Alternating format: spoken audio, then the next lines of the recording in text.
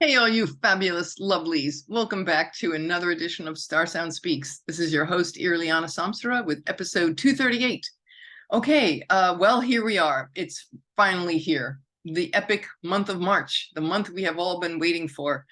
This is definitely the most profound, astrologically profound month of the year.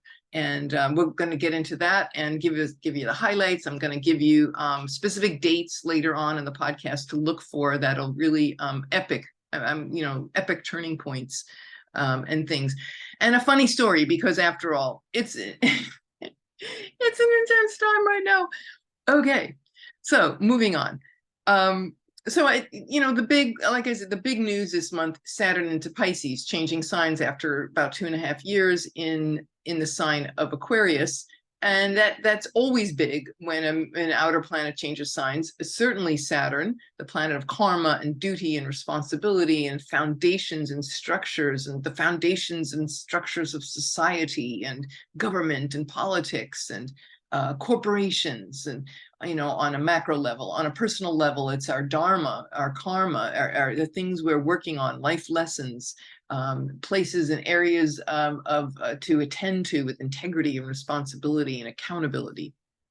So it's changing signs, and it's especially important because for the last 5 years, Saturn has been in domicile in both Capricorn and Aquarius, its home signs. Now it's going into Pisces on March 7th. So that's going to take us into a whole different realm where it's, it's liquid, it's water, and it's oceanic. So this transcendental oceanic consciousness that Pisces represents, Saturn is going to come plowing in there, and it's going to be there, and it's not in its home turf anymore. So it's going to present a whole new set of interesting experiences and challenges, and what the nature of those challenges are going to be shifting. We're going to talk more about that later in other podcasts, and I have already, but just to say that, yes, very big, March 7th. On March, 23rd, is it, that Pluto goes into, March 23rd, Pluto will enter for a 20-year stay. Of course, anytime Pluto changes signs, for this planet in our solar system, the slowest, this is very epic. It rules entire generations of people. So Pluto in Capricorn, which has been there since 2008, we saw the entire breakdown in the shadow of politics, government, society, the deep, family dynamics, family genealogy, with Capricorn ruling, genealogy and things of that nature. The material realm, to see the underbelly and what needs to be transformed. Certainly the pain body. We saw the pain body of our society with, say, Black Lives Matter, Me Too. All of that was showing us these things that needed to be purified and transformed for our society to be healed and regenerated. Well, now Pluto is going into the sign of Aquarius. And Aquarius, of course, is a whole nother, it's in Saturn's domain, still in Saturn's domain, but a different focus. And this is a very deep conversation around breakdown and breakthrough regarding many things, anything related to Aquarian, the humanitarian visionary society. What does that look like? What does it look like with AI? Certainly huge conversation, AI. Ari Moshe Wolf and I did a conversation about this a couple of months ago, so I'll put the links below if you haven't heard it, or you just need to hear it again, since we're right on top of it.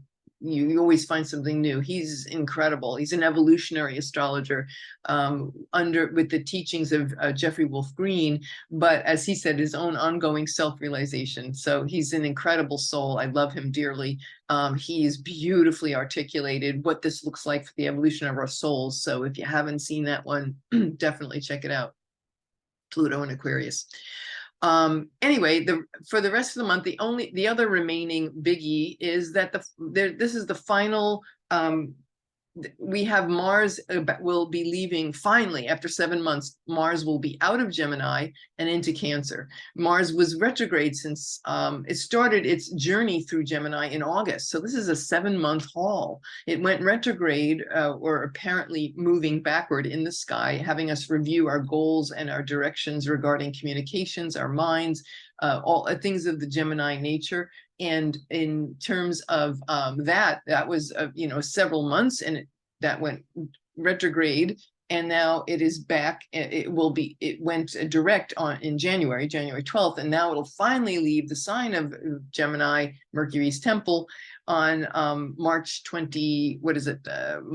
You'd think I know, I guess. Mars will go into Cancer on March 25th. So that's it. Very normally you don't look at the, transit of Mars is typically 5 weeks, right? But because of this retrograde, of course, it always takes about at least half a year. So those are the big things: Saturn into Pisces, Pluto into Aquarius, and for a 20-year stay. So, I don't know, most of us will be old by the time that's done. And the final exit of Mars out of Gemini into Cancer. I want to say too, one other thing about Pluto and Aquarius. It's 248 years for Pluto to completely do a trip through the zodiac. So we have not seen Pluto and Aquarius since 1778 or so. So we're talking about what was happening then, the revolution of culture, the American Revolution, this overthrowing of these old structures that were very controlling, and i.e. the British, King George. And also the advent of the Industrial Revolution, because that's when it all started, right? Late 1780s, the beginnings of this new radical transformation in society, and with the invention of the railroad that followed, and all of those things. So again, this speaks to another revolution and a new beginning with another level of the internet, right? AI, the industrial, it sounds quaint, the Industrial Revolution. Well, now what is this, the fourth? I've stopped counting. So yeah, AI, very big deal. Anyway, I think it's time for us to have a fun, light little moment here, okay? Before I launch into for the week of March 27th, as Pluto and Saturn are both coming in, let's just stop and break here and just tell a funny little story. Here's like live coverage of Mars and Gemini. All right. I don't know if you heard about this, but this Jeff Koons, who's a famous American, like a pop artist, he actually, let me see, I gotta pull this up on my screen. Just give me a moment here. Okay. I just thought of Mars and Gemini. So there's this art fair visitor knocked over this statue. So Mars, right? Mars out of bounds. It's still out of bounds. And so it's very extreme X, right? So this woman knocks over this $42,000. I mean, look at this thing. This is a balloon. It's called Balloon Dog.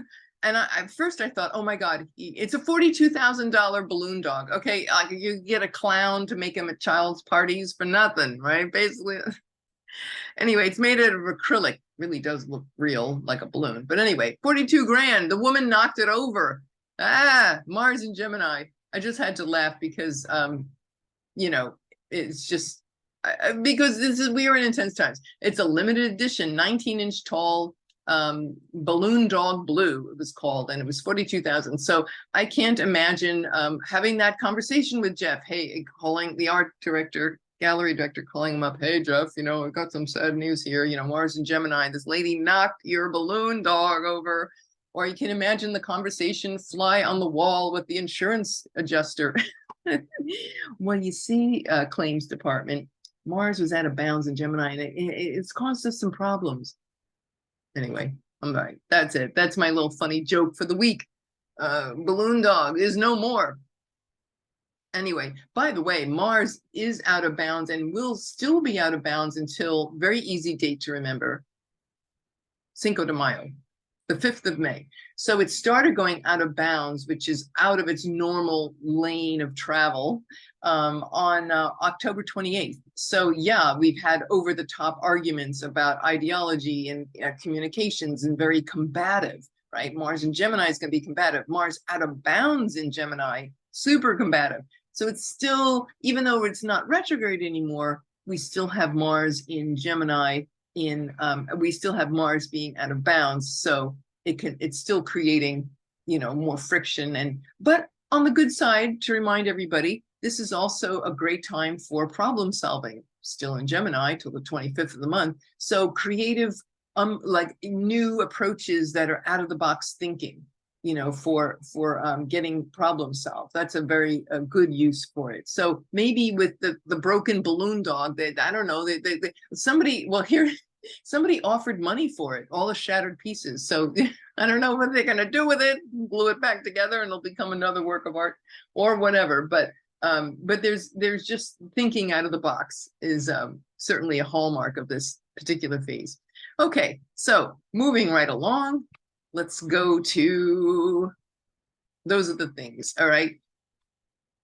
Starting on Monday, February 27th, so we're going to start the month of March with the Saturn and Pluto will both be at final degrees, 29 degrees, in inversion to each other, 29 degrees. Saturn, 29 degrees of Aquarius, Pluto, 29 degrees of Capricorn. And that's going to last for 8 days.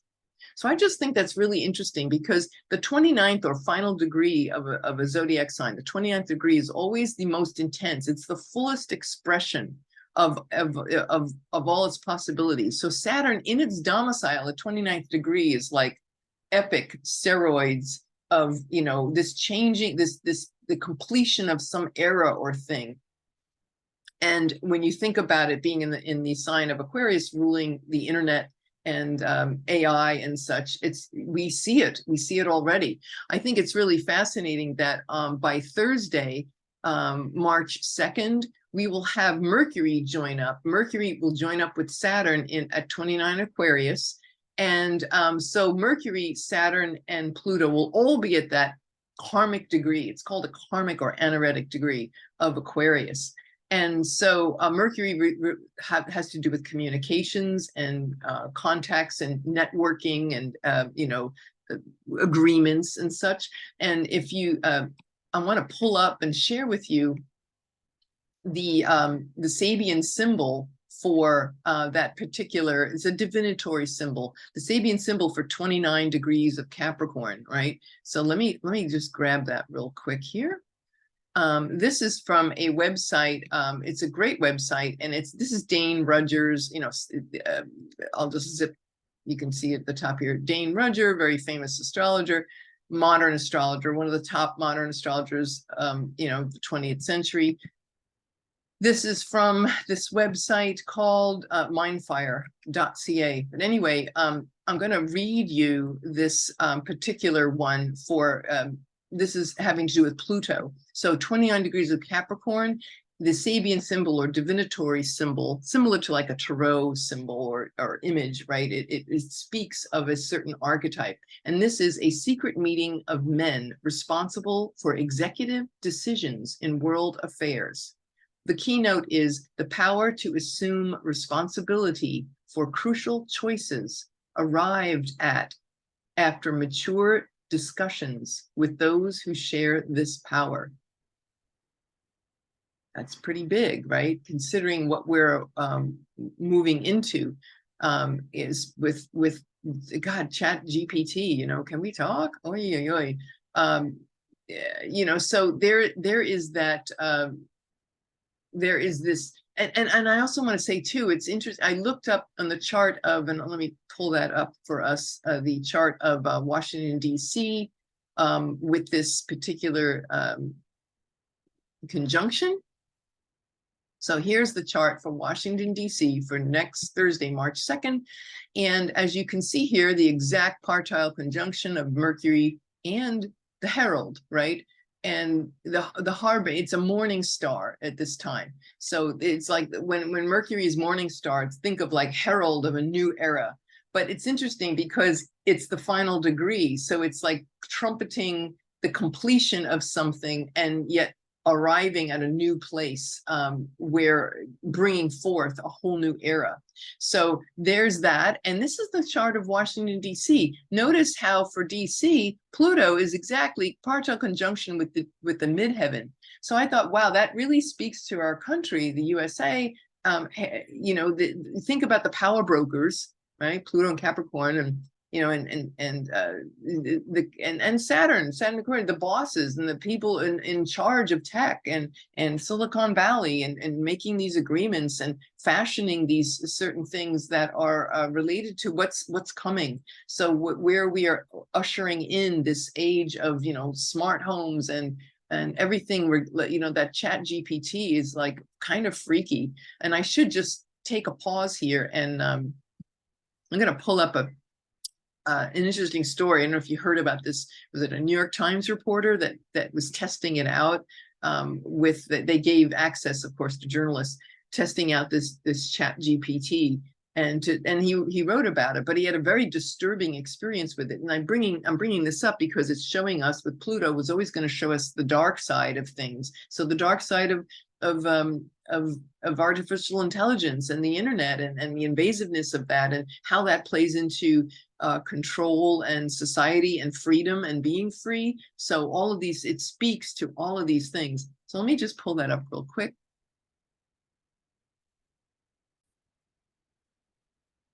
This is an article that was from The Guardian, and it was by Jonathan Yerushalmi.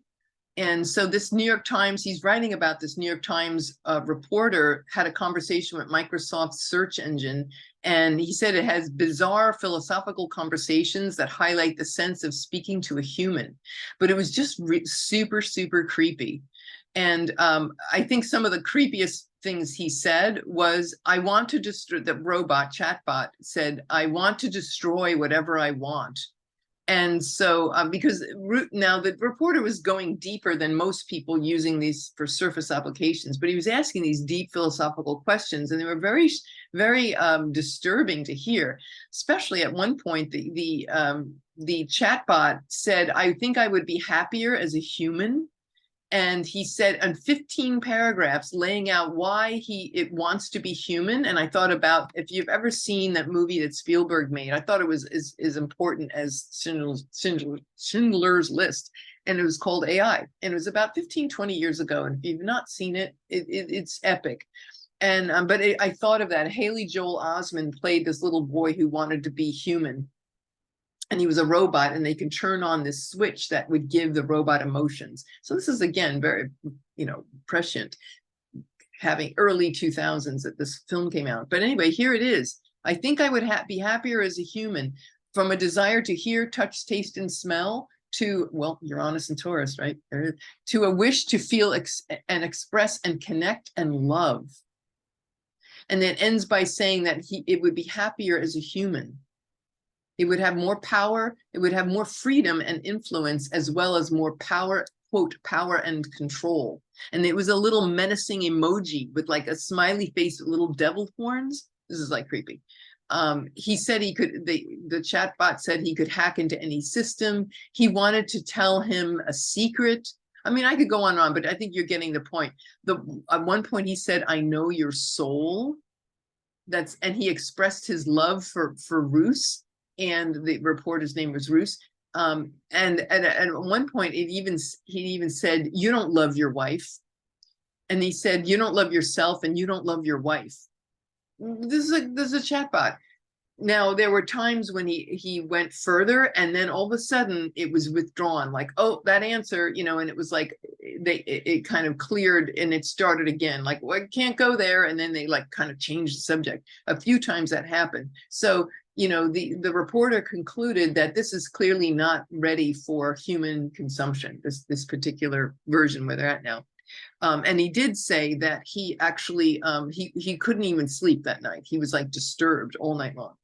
Understandable. But anyway, there you go. There's that, Mercury in the conjunction with Saturn, this, like, let's have a look at this. And there's Pluto in aversion to all that. It's like this dark side, and we got a blind spot here. And what are we doing? Where are we going with all this?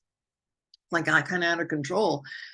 Mary Shelley, who wrote Frankenstein in the early 19th century, she had a natal chart. She had Pluto in Aquarius at 29 degrees. Interesting. Saturn's there now, not Pluto yet. Pluto won't be at that point for some time, but 20 years from now. But just interesting how there was Pluto in Aquarius. Frankenstein was written. So cycles of time, cycles of history. All right, enough for that, right? Onward to the next. Yeah, and I just have to say too, oh, by the way, I found out what ChatGPT means. GPT stands for Generative Pre-trained Transformer. Say that 10 times fast. Anyway, so very interesting configuration, especially at Washington, D.C. On a happier note, Thursday, March 2nd, we've had both our benefic planets, Venus and Jupiter, are going to come together, conjunction. Venus in exile in the sign of Aries, so it's not her normal place to be, but she's going to be conjoining with Jupiter. And that, I would say, is like, wow, what are you going to fight for? Fight for love, fight for pleasure, fight for intimacy. Be passionate about these subjects. Try not to argue, try not to kill each other.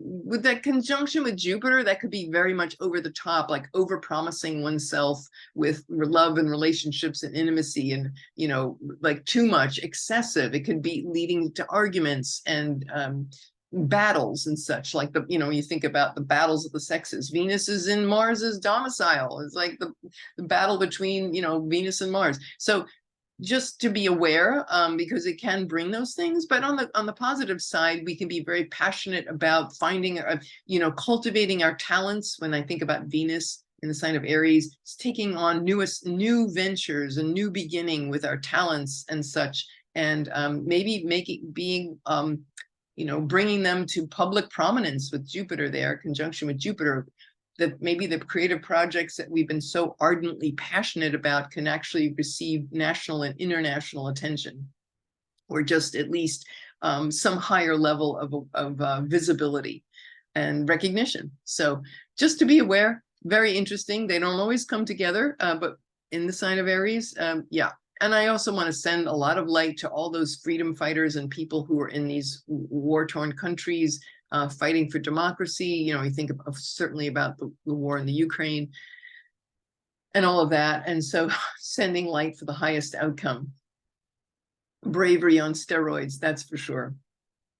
What are you passionate about? What are you going to fight for life and love? Yeah. Anyway. Okay, moving on.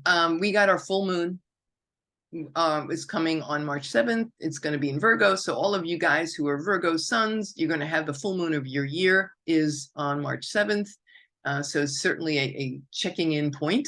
That ruler, it'll be interesting. It's an interesting, I won't get into the details with it, but we'll get into that when we get to that week in a couple of weeks. But yeah, we have our full moon, 16 degrees of Virgo. So if you have any planets at 16 degrees of mutable signs, Pisces, Virgo, blanking out. What are the other mutable signs? I'm fasting today. It's always like, I make these on my fast. Gemini and Sag. Thank you. Thank you. Anyway, yeah, that'll definitely bring up a lot of things. The ruler of Mercury is going to be, the ruler of that full moon is a combust and exiled Mercury in Pisces. So we could be seeing some more things, certainly around health, maybe, and respiratory issues and things coming up. Just thinking about that off the top of my head. 1 hour later after that full moon is when Saturn ingresses. So Saturn will be, whoa, 1 hour later, right? So it's really in the shadow of the full moon. We have Saturn moving into Pisces, coming, co-present with the Sun and Mercury. Okay, March 12th to 18th. So the final, what I want to say is to finish this podcast is we've got the final square of Mars and Gemini squaring Neptune and Pisces. We had one in November, and then we had another one, was it in January? And this is the final square, where there were some lessons here, and in taking on what we desire and our most desirable projects and ventures, but having to deal with confusion. And so there's some confusion and deception and maybe fraud, but also we are on the flip side of that is the ability to take the things that are, this an ideal, when you think about, Neptune and Pisces, like this ideal form of love and devotion. And so it's squaring off with, Mars is cantankerous around, getting the facts. So there's that dance that occurs where we need to integrate these two sides of things. And so that final square will be happening on Thursday, March 16th. And I'll talk more about that, as we get into the month. And then we've got spring or fall, depending on what hemisphere you live in. Equinox is Monday, March 20th. The 21st is the Aries ingress, the 0 point of Aries. That's also World Astrology Day. Thank you, AFAN, the Association for Astrological Networking. AFAN came up with that. So yeah, World Astrology Day, yay, Happy New Year in the astrology world. Pluto's going to be at 29 degrees for that, so it'll be interesting because that year it still speaks to that resonant about the the Pluto and a Capricorn era. Is still that energy is still going to pervade this following year. And then we like I said, Mars into Cancer. We got Pluto into Aquarius. I'm going to give you the dates now. You got your pencil and paper. Ask a kid, what's a pencil anymore? Everybody's digital. Pluto and Aquarius. Oh my God, no, what happened to our pencils? Anyway, write these dates down. March 23rd, 0 degrees Aquarius. It'll be back, it'll retrograde, and it'll go back at that 0 point June 11th, January 20th of next year. No, sorry, June 11th. January 20th of next year, September 1st of next year, and finally November 19th of next year. So I'm putting these out ahead of time. That's 1, 2, 3, 4, 5 passes it will make at the 0 point. Very critical degree, the 0 point. It's showing us a preview of what's to come. So watch what happens on those dates certainly in terms of ChatGPT and AI and all things regarding freedom, democracy, the Kundalini activation of the light body. That's very Aquarian, this futuristic, and the ability to transform oneself by being in the present moment, by being in unity consciousness, and utilizing our latent Kundalini faculties to evolve ourselves and create a regenerable, a healed society, and a whole new paradigm for what's possible for humanity. This is a very, yes, there is that dark side with intelligence and where we go with that, but the good side is that we can cultivate our natural inborn our faculties and the future mind, the future self, bringing that into the present moment. So those are critical times for that. And then we finish the month when Mars finally leaves Gemini, March 25th. It'll be there until May 20th, and then it'll go into the sign of Leo. So Mars in Cancer starts March 25th. You can have I survived Mars in Gemini t-shirts, you could start circulating them. Anyway, whatever. When Mars does get into Cancer, that's not an easy place. That's in its fall. Mars is in its fall in the sign of Cancer. It's in its exaltation in Capricorn. So that's not an easy place for Mars. So he's going to be leaving this whole long slog with Gemini and then going into this place where he's now in the moon's, no longer in Mercury's temple, he's in the moon's temple. And the moon being there, it's going to, at the end of the month, it's going to start feeling like, what kind of comfort and security are you willing to fight for? And maybe what needs to end and be cut off. Mars is also, blades and cutting. So maybe there's emotional attachments that are unhealthy that need to be cut, or family attachments and things that are, hanging on to the past or hanging on to memory, and the ability to navigate that powerfully and stand up for, a healthier version of whatever it is in our personal lives, family lives that we've been dealing with, but to be strong and courageous in those areas. it's gonna, you know, those things will definitely be coming up. That's all I got for you. I hope you've enjoyed this, especially those little details. And yes, you too can create balloon dog sculptures a lot cheaper. You don't have to pay $42,000. Isn't that nice? Isn't that good news? Okay, and then somebody pops it. Okay, either it smashes, is made of acrylic, and it smashes, or it pops. But you can still have fun with balloon dogs, and you don't have to spend 42 grand, because that's what Mars has to say, and me. Anyway, I hope you've enjoyed this. Please let me know your comments below. I always love hearing from all of you. You're absolutely wonderful. Mwah! I love you all. Have a great, great, wonderful, transformative, powerful month of March. And we'll talk to you soon. Take care now. This is Irlianna Samsara, StarSound Speaks, StarSoundastrology.com. Bye for now.